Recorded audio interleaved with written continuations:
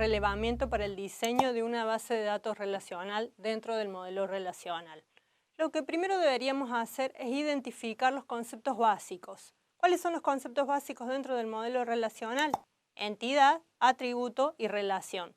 Supongamos, por ejemplo, que estamos en un supermercado. Necesitamos identificar las entidades. Ellas pueden ser una cajera, algún otro empleado, un producto, un ticket que emite el supermercado. Dentro de los atributos que puede tener cada una de estas entidades, por ejemplo, en el caso de los empleados, tendremos nombre, apellido, sexo y demás componentes que son unívocos a ese empleado. Además tenemos relaciones. Por ejemplo, se puede dar una compra, una venta, etc. Vemos un ejemplo en la siguiente imagen. En este caso tenemos la entidad persona. Para la entidad persona podemos tener distintas instancias de la entidad. En este caso, la persona se llama Abel Cárdenas. Esa es una instancia de entidad. Podrá haber un Jorge López o una María Pérez que serían instancias diferentes del mismo tipo de entidad. Si estuviéramos en una biblioteca, por ejemplo, la entidad podría ser un libro y el alquimista sería una de sus instancias. Así, en una agencia de viajes, un viaje a París es una instancia de la entidad viaje. Un viaje a Madrid sería otra instancia. Dentro de los conceptos básicos tenemos los atributos. Existen atributos simples y atributos compuestos. Un ejemplo de un atributo simple, por ejemplo, sería el nombre, la fecha de nacimiento de una persona. Entre tanto, un atributo compuesto puede ser la dirección. Una dirección o domicilio de una persona está compuesto de la calle, el número, el barrio, la ciudad en donde vive. Eso nosotros después lo podríamos disolver en distintos atributos que podrían formar parte de otras tablas. En el caso de la tabla localidades, o la tabla países, o la tabla ciudades.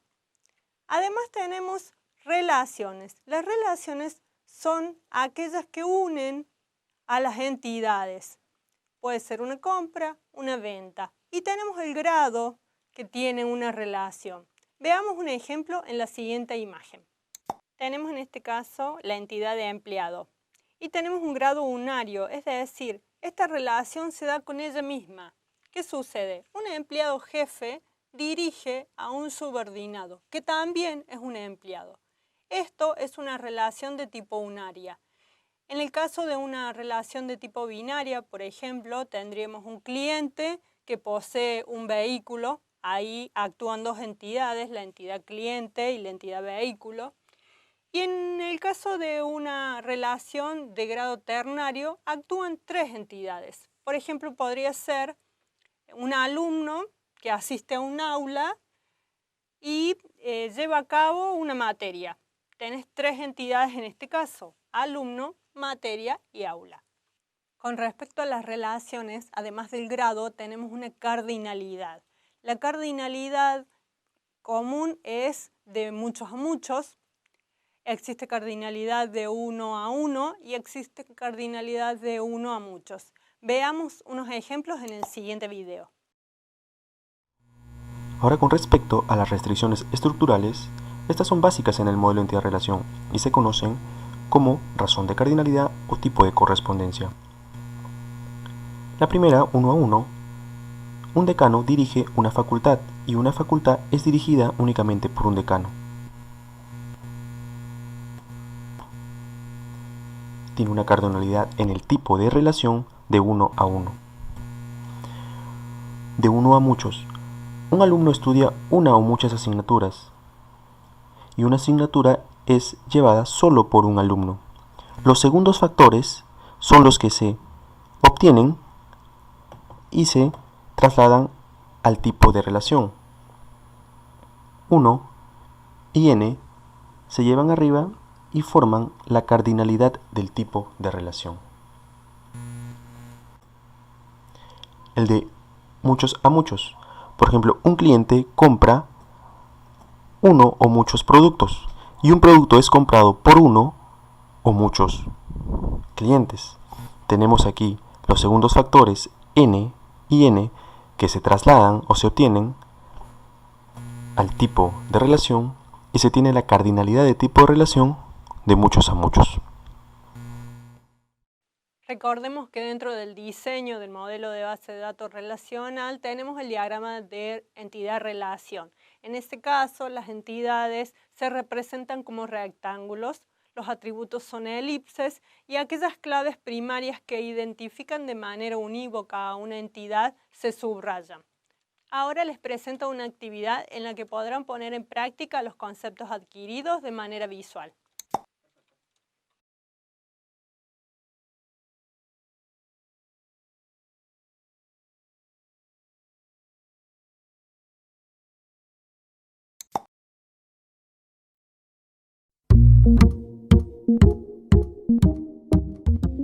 Durante el intervalo se ha estado trabajando en la primera actividad del módulo, que consiste en armar el diagrama de entidad-relación. Aquí te presento una parte del diagrama ya resuelto. La entidad que se muestra es un automóvil, con sus atributos, patente, modelo y marca. Además, puedes observar que está subrayado el atributo, que es la clave primaria. Podemos identificar a patente como la clave primaria de un automóvil. Siguiendo el enunciado propuesto, debes identificar las demás entidades, sus atributos, claves primarias y las relaciones que existen entre ellas. No olvides enviar tu actividad para su resolución.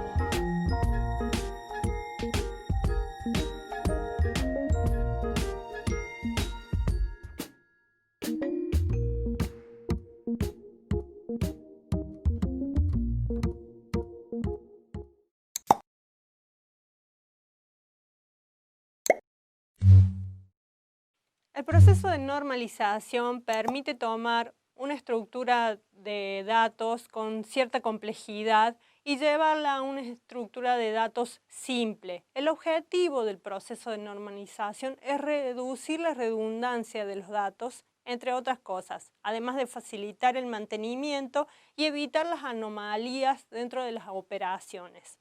Un modelo relacional de calidad reduce la redundancia de datos. Veamos un ejemplo de anomalías en el siguiente video. Veamos el siguiente ejemplo. Lo que nos preguntamos, ¿qué parece estar mal en esta tabla? Tenemos una tabla que representa los productos, donde tengo el nombre del producto, la marca, una ID que lo identifica. Tengo la dirección de la empresa, el teléfono de la empresa y el stock. Entonces, si uno empieza a analizar esto, y aquí vemos que tenemos marcas repetidas, donde la dirección de la empresa y el teléfono de la empresa se repiten. Porque la pregunta que uno se tiene que hacer, ¿la dirección de la empresa y el teléfono dependen del producto o dependen de la marca? En este contexto, en esta semántica de este problema, dependen de la marca. Por lo tanto, lo que nos está sucediendo en este caso es que vamos a tener que repetir esos atributos, ¿cierto?, donde aparezca esa marca. ¿Cuáles son las consecuencias de eso? La redundancia de datos produce anomalías en las acciones posteriores sobre la base de datos. Solo tenemos que buscar evitar esa redundancia. ¿Qué tipo de anomalía? Por ejemplo, inserción de datos. ¿Qué pasa si quiero agregar una nueva empresa pero todavía no le compro productos? Está en una tabla de productos, por lo tanto si quisiera yo guardar el contacto de esa empresa no tendría sentido hacerlo entre esta tabla. Actualización. Quiero actualizar la dirección de Maggi, una de las empresas que aquí aparece. ¿Dónde lo hago? ¿Cierto? Aparecen en los dos lugares. Tendría que hacerlo los dos porque si no se me produciría una inconsistencia. O eliminación de datos. Si elimino el producto 0005, pierdo la información de contacto de server. O sea, perdería datos que no quiero perder porque lo que quiero es eliminar el producto, no el contacto. Esas son las anomalías que necesito reducir para eliminarse esto, al eliminar la redundancia. Como vimos en el ejemplo del video, para evitar anomalías y reducir la redundancia de datos, lo que realizamos es una descomposición. Veamos un ejemplo en la siguiente imagen.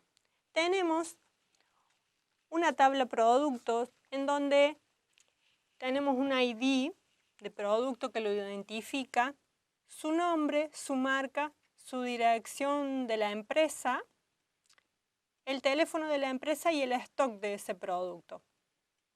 Tenemos aquí algunos datos que no corresponden a producto, por lo que se divide la relación en dos.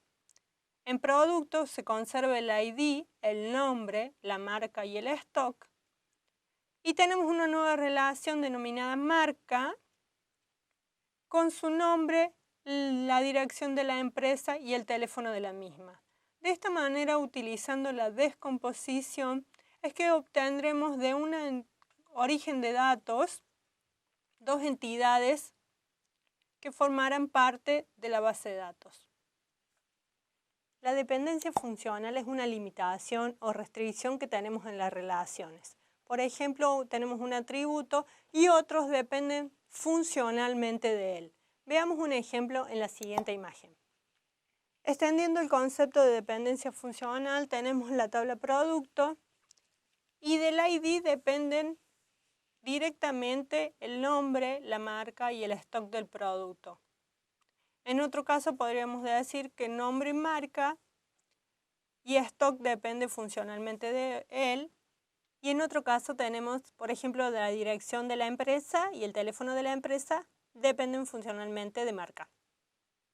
En estas instancias ya conocen el concepto de normalización, entidad, atributos, relaciones. Entonces podemos trabajar en una actividad. Les presento una actividad en la que podrán plasmar visualmente todos estos conceptos.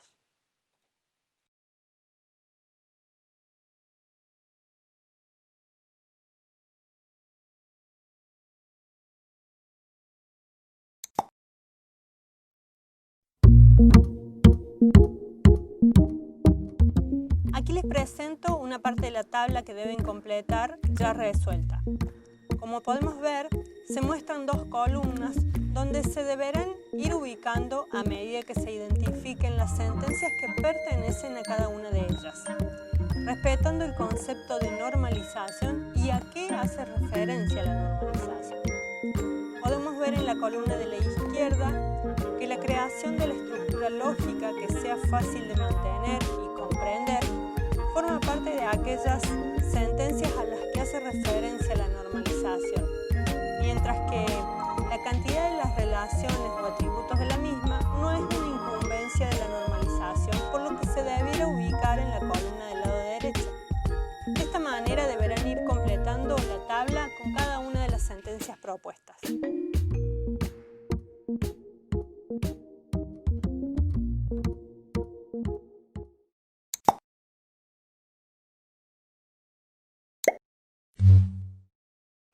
Comencemos a aplicar el proceso de normalización. Entonces, para ello tenemos las formas normales. Sabemos que hay varias formas normales. Primera, segunda, tercera, cuarta, quinta. Entre la tercera y la cuarta también tenemos una forma normal llamada de voice code. Vamos a ir aplicando una a una las formas normales y debemos saber que para las cuestiones prácticas en realidad necesitamos solo aplicarlos hasta la tercera forma normal para tener un modelo de base de datos relacional de suficiente calidad. Veamos la primera forma normal entonces.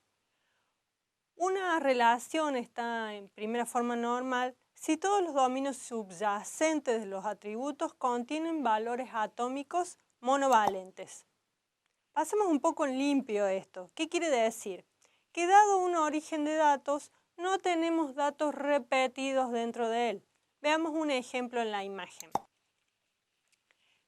En la imagen podemos ver una tabla que podría ser la de cualquier comercio, en donde tenemos un ID de una orden de compra, su fecha, el ID del cliente que la compró y su nombre, el estado al que pertenece, el número de ítem, la descripción del ítem, la cantidad y precio del producto que compro.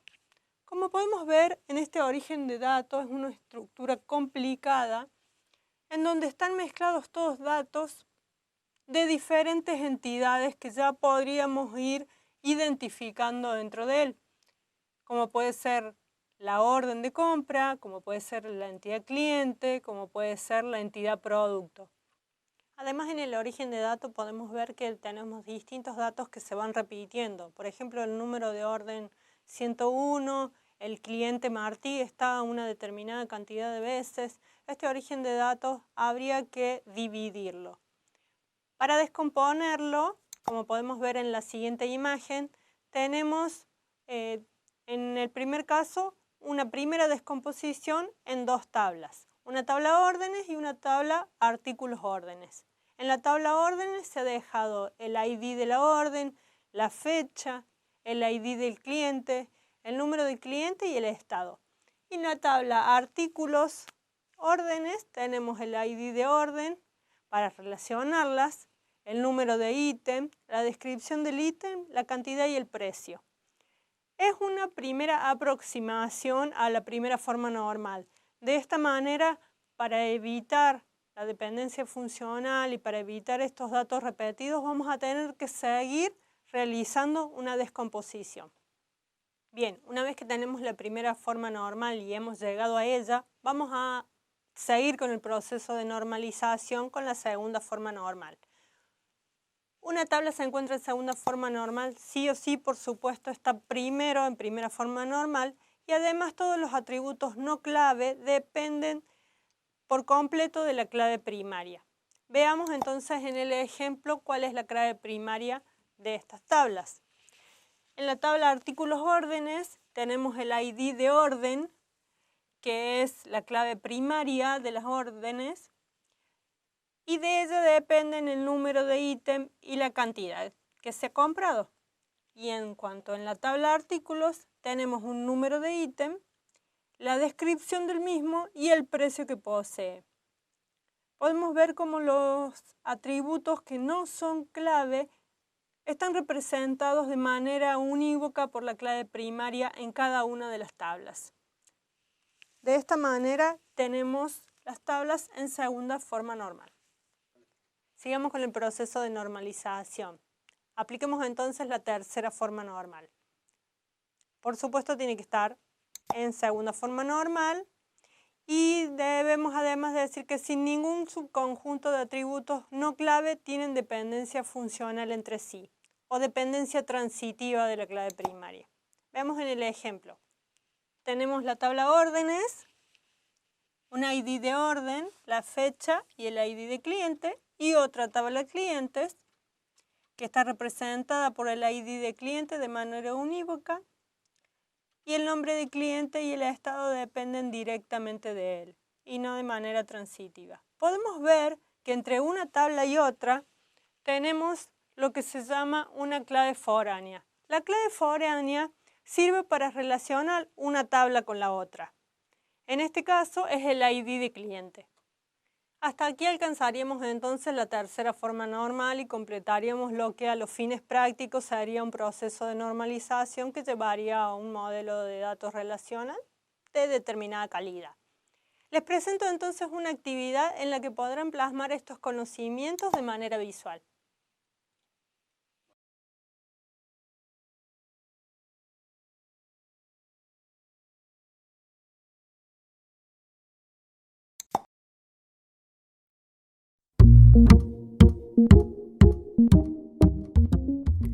En la imagen pueden ver una de las tablas que forma parte de la resolución a la que deben llegar luego de aplicar el proceso de normalización al ejemplo propuesto.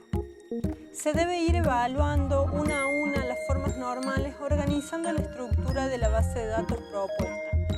En el ejemplo se observa cómo queda la tabla clientes con dos atributos. Uno de ellos es la clave primaria ID de cliente y la razón de cliente. ¿Y cuáles son los datos que se guardarán en los registros de esta tabla? No olviden enviar su archivo para corrección.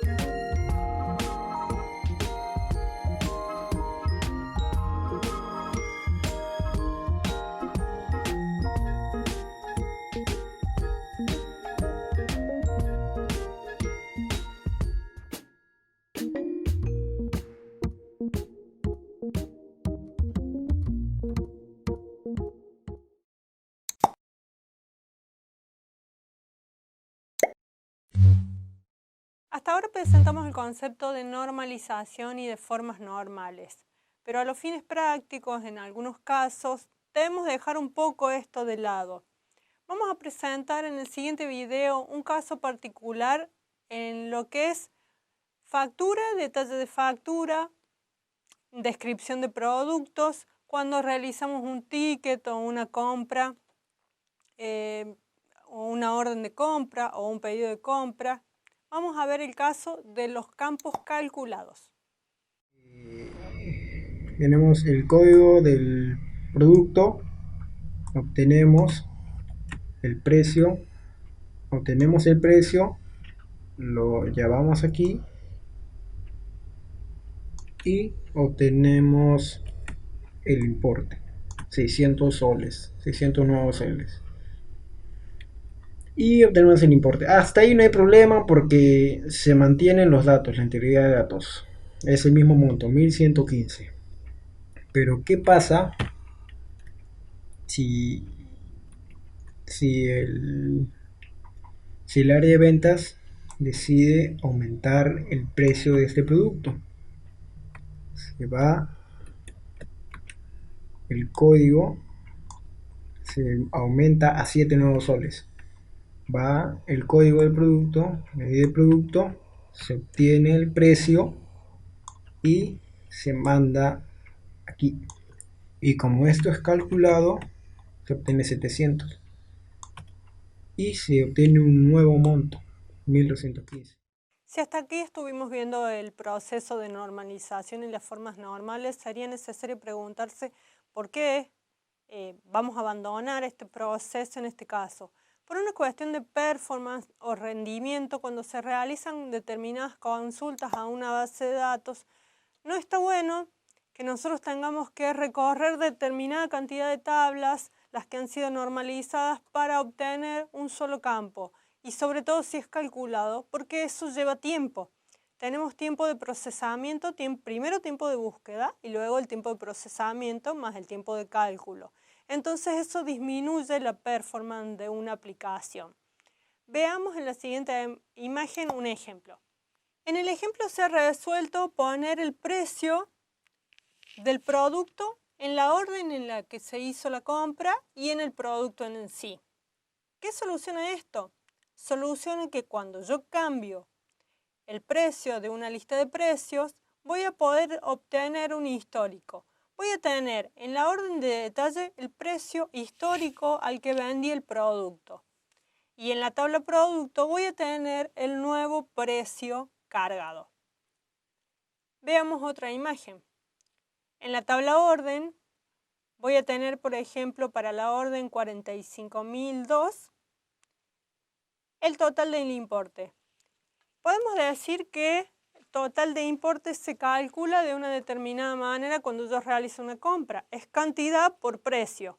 Pero ¿qué sucede?